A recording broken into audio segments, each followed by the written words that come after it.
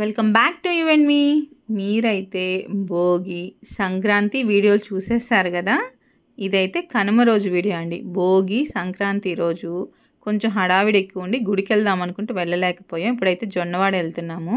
వెళ్ళే దారిలో water కనిపించినాయి. Video తీయమని చెప్పారు మా వాడు. వీడియోది అని.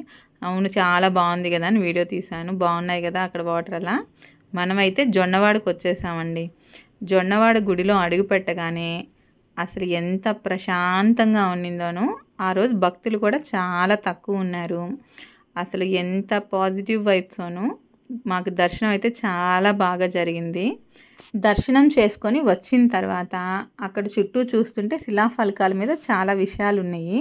అప్పుడే మేము తెలుసుకున్నాము, జొన్నవాడని పాత రోజులు అంటే స్టార్టింగ్లో జొన్నవాడ కాకుండా జన్నవాడ అని పిలిచేవారని. జన్నవాడ, జన్నము అంటే యజ్ఞం చేసిన ప్రదేశాన్ని జన్నము అని, వాటికని వాడ అని పిలుస్తారని.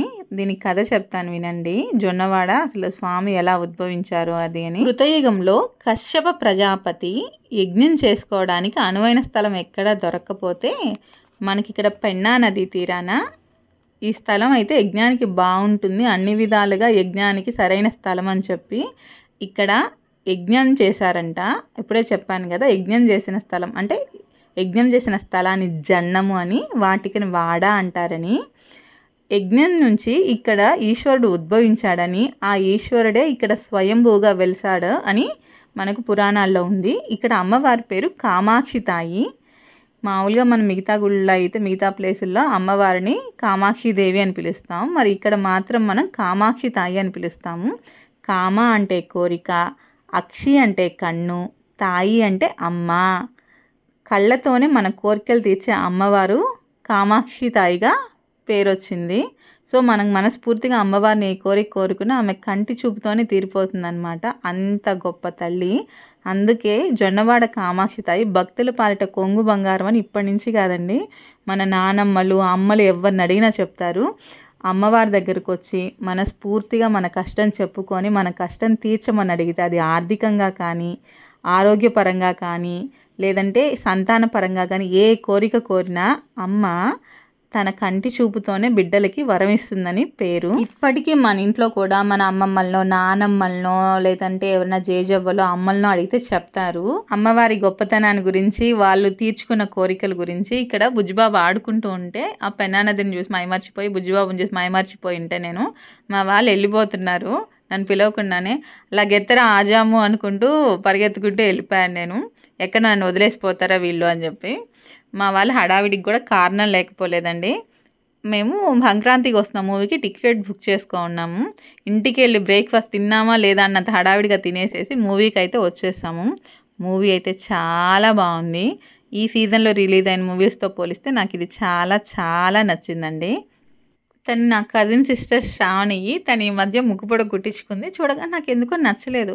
బట్ ఈ వీడియో ఎడిట్ చేసేటప్పుడు చూసానారే ఎంత బాగుంది. ఆ రోజు నాకు ఎందుకు నచ్చలేదు అనిపించింది.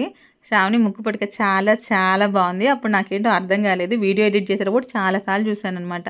అరే ఇంత బాగుంటే ముక్కు కుట్టించుకుంటే నాకెందుకు నచ్చలేదు అని. చూడగా చాలా బాగుంది. ఈ బ్యాచ్ అంతా మన బ్యాచ్ అనండి. అదిగోండి స్నాక్స్ తీసుకొస్తున్నారు ఒక్కొక్కరును.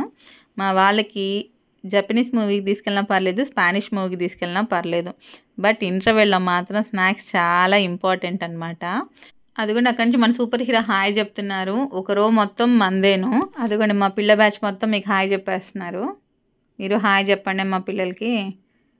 ఈ రో మొత్తం మందేను. అదేగాక వెనక్కి కూడా కొంచెం ఉన్నారు. అందరినీ దాచుంచేసామన్నమాట. మా పిల్లలతో సినిమాకి వెళ్తే స్నాప్స్ ఇంపార్టెంట్. మూవీ అయిపోయి వచ్చేటప్పుడు నా స్టోరీలో ఇదిగోండి ఫొటోస్ పెట్టాను, దయచేసి తీసేయరా అని బతిలాడుకున్నాను, అయినా తీసేయలేదు. మేము ఇంటి దగ్గర ఏం చెప్పామంటే వచ్చే ముందు అక్కడ ఏదో ఒక స్నాక్స్ తింటాం, మాకొద్దు ఏం వండొద్దు అని చెప్పాం. బట్ వచ్చేటప్పటికి ఆకలేసింది. అంత తిన్నా ఆకలేసిందా అంటారా, వేసిందండి అంతే. మేము అట్లాగేనో మంచిగా మటన్ బిర్యానీ చేసేస్తున్నారు. Mutton biryani, chicken fry, raita, గోంగూరతోటి మంచిగా తినేసాము. ఆ తర్వాత తిన్న తర్వాత ఒక కూల్ డ్రింక్ తాగిపోతే బాగుంటుంది. ఆ కూల్ డ్రింక్ కూడా తాగేసాం. ఇవన్నీ తిన్నది అరగాలిగా. ఇంకా రకరకాల స్టెంట్లు. మీరు మాత్రం భయపడకండి చూసి. భయపడకండి.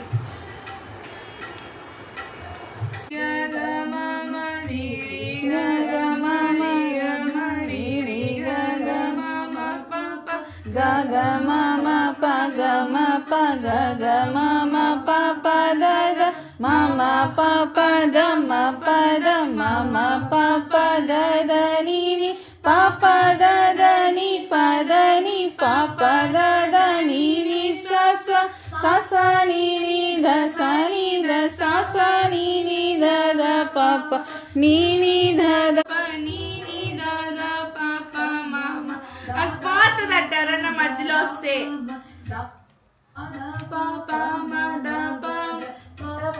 వాళ్ళన్న వాళ్ళ అక్క వాళ్ళ పాప సంగీతానికి వచ్చేసాడు. అరే అప్పుడే వెళ్ళిపోతున్నారా? మిగతా టాలెంట్ కూడా చూసి వెళ్దురండి. మా బండి వంటితమ్మ తిని ప్రశాంతంగా పడుకుంటే ఏంది మా ఏడ దొరికింది అంత ఇదంతా అని చూస్తుంది. హ్యాపీని ఫోన్ తక్కువ చూడమ్మా అని చెప్పినప్పుడు ఇట్లాంటి టాలెంట్లన్నీ బయటకి తీస్తుంటుంది. ఇవన్నీ మాకు మామూలు విషయాలు. ఈ వీడియో మీకు నచ్చితే please share, subscribe you and me.